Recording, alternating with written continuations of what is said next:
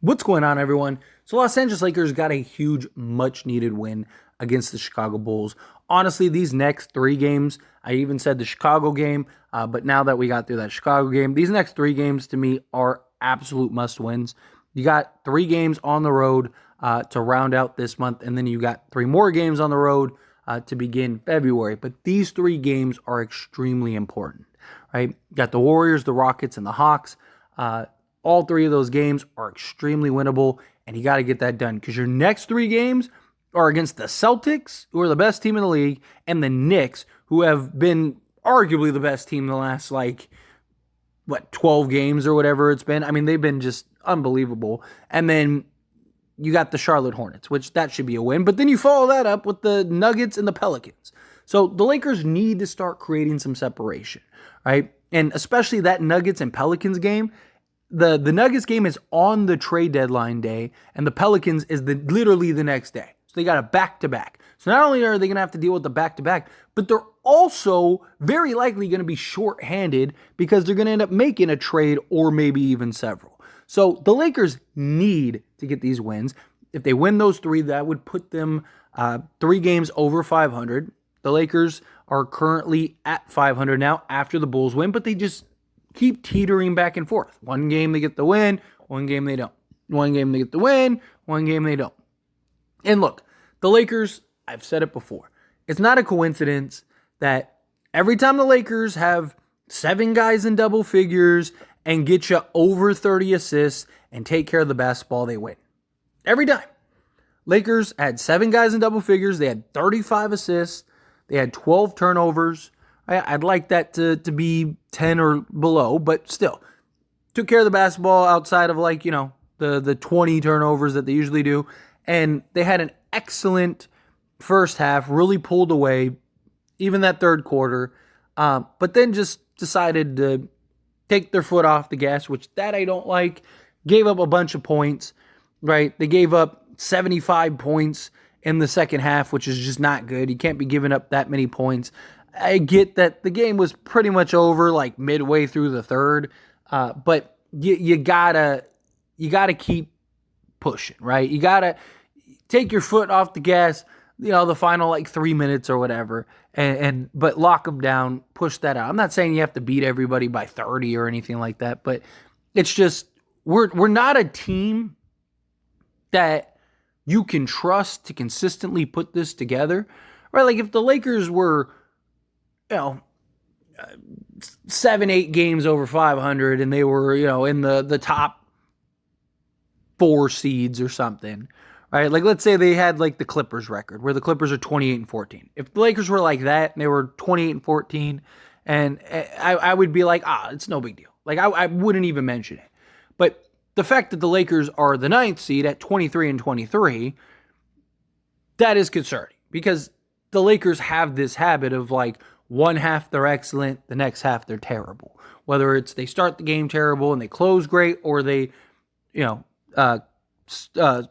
start the game great and close terrible. And so that becomes a problem. But look, Lakers still need a trade, right? They do. As great as they looked, and they've looked much better even the last 7 games or whatever. But this is just look, the month of January was supposed to be the month that the Lakers really gained traction, where it was okay, we get back 5, 6, 7, 8 games over 500, right? You have all these home games, and you know what the Lakers have done? They've won 5 games and lost 6. They've played 11 games so far this month, and in those 11 games, they are under 500. Literally. That is awful, right? And it's not good, right? You have these games, and it's you're all these home games, you should have been pulling ahead, but you started with 2 losses against the Heat and the Grizzlies. Then you follow that up with 2 wins. Okay, so now you're 2-2, so you're at 500.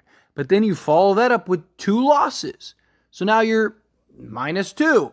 And then you go back and you get 2 wins. Now you're back to 500. And then a loss, a win, a loss, a win. Literally, the Lakers are consistently inconsistent. They lose a game, they win a game. They lose a game, they win a game. And then winning this Bulls game, now they're 6-6. Oh, yay. That's not what was supposed to happen in this month.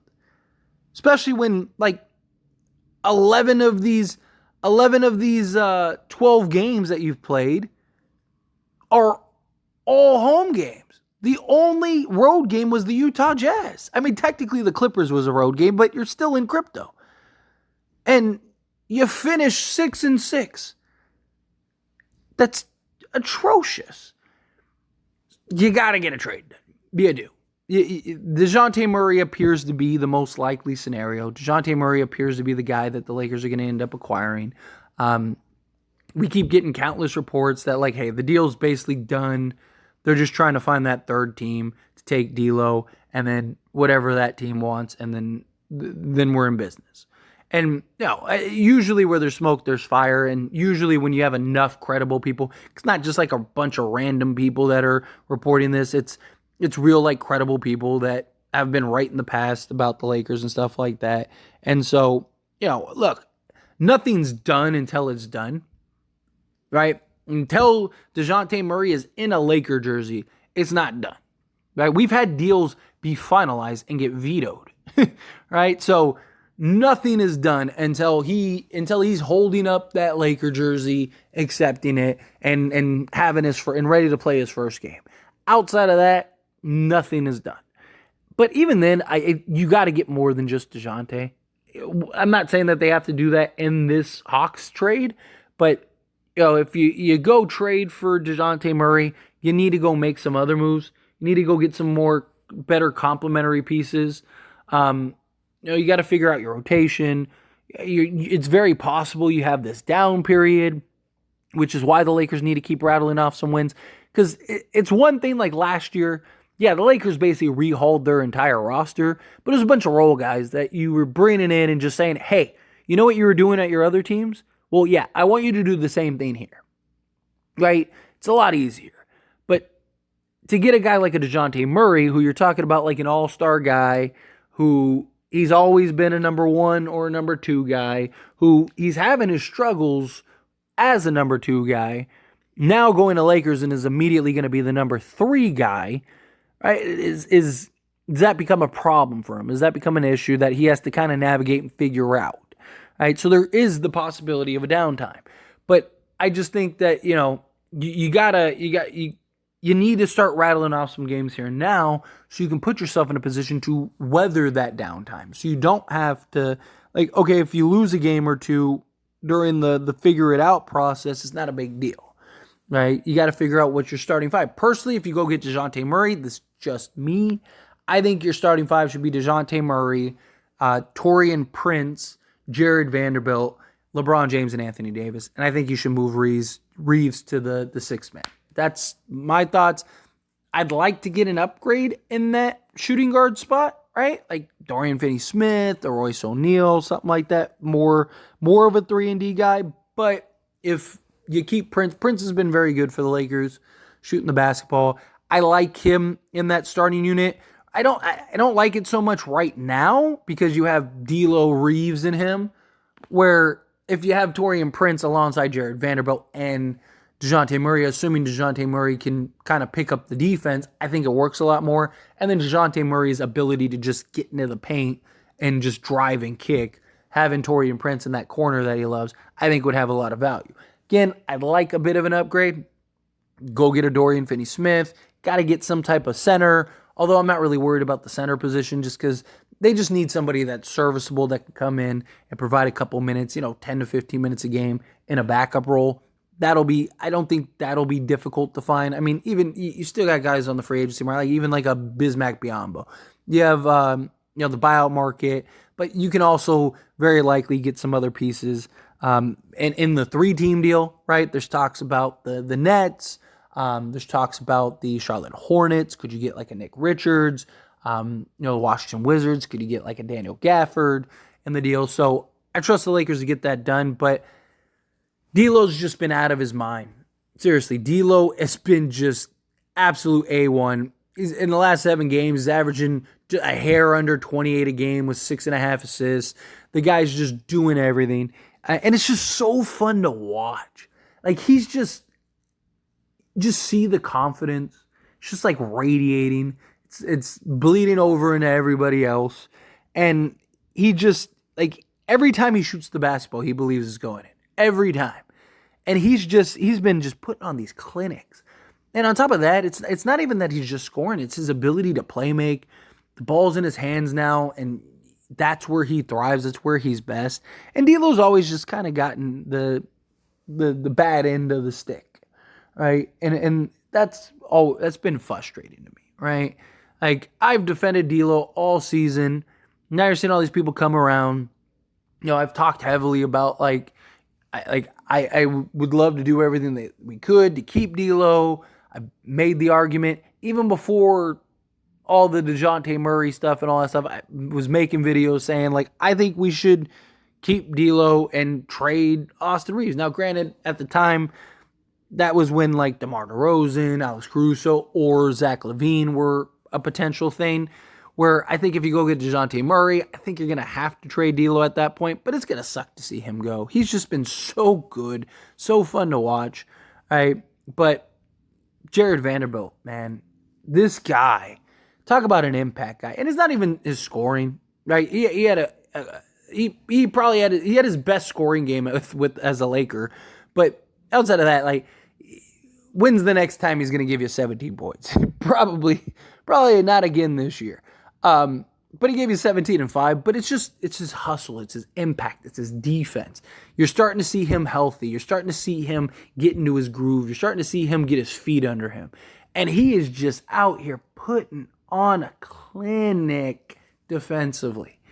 The guy's hustle and energy and effort, and it's just, right? God, I wish I had 10 of them. He's just so good. I mean, maybe not because of the lack of offense, but, and look, we don't need him to be a 17-point a game guy. I mean, it'd be nice, don't get me wrong, but in reality, like, can he just hit 1 or 2 threes a game, right? Can he just give me 1 or 2 threes a game, and then just give me a couple backdoors, a couple layups, a couple fast breaks, go get me like 8 to 10 points, and we're good. That's it. That's all you need him to do, because his impact is felt in so many different ways, from his rebounding to his defense to his deflections to getting out in transition to just he helps not only the defensive side of things but also the offense. And Jared Vanderbilt's just been incredible. But look, we still got a long road, a lot of basketball left to be played, and the goal isn't to be the 9th or 10th seed, right? The goal isn't to be a team that's teetering back and forth and hanging on by a thread to make the play-in, right? The goal this season was to be a legit playoff team. And we're not so far. I mean, we're 4 games out of 5th. Problem is, though, is that, like, you look at the teams like the Suns, the Clippers, like, those 2 teams can't lose games. I do think we can still catch the Pelicans, the Sacramento Kings, Dallas starting to fall apart, right? So I think at worst we end up in the 7th or 8th seed, but I'd like to squeeze into that 6th. We're 4 games out from the Pelicans, right? We got them on the slate a couple more times. We got to win each of the matchups against them, because then that gives us tiebreakers and all that stuff, and maybe we can start pulling ahead here. But it's just we gotta get these wins, gotta get these done. But anyway, as always, this is a discussion, so I pass the question on to you. Let me know your thoughts and opinions down in the comments below. What do you think? How do you feel? Do you think hey, the Lakers be good? We're gonna get this trade. We're gonna climb this hill and squeeze into the playoffs. Do you have your concerns? Do you concern yourself with the lack of consistency as I do? Again, however you feel, what your thoughts are, love to hear it. Let me know down in the comments below. That being said, if you haven't liked this video, hit that like button. Helps me out a lot. Lets me enjoy these types of videos, and I truly appreciate it. Not subscribe to the channel, hit that subscribe button. Turn on the bell notifications. Appreciate y'all. See you in the next one. Thank you.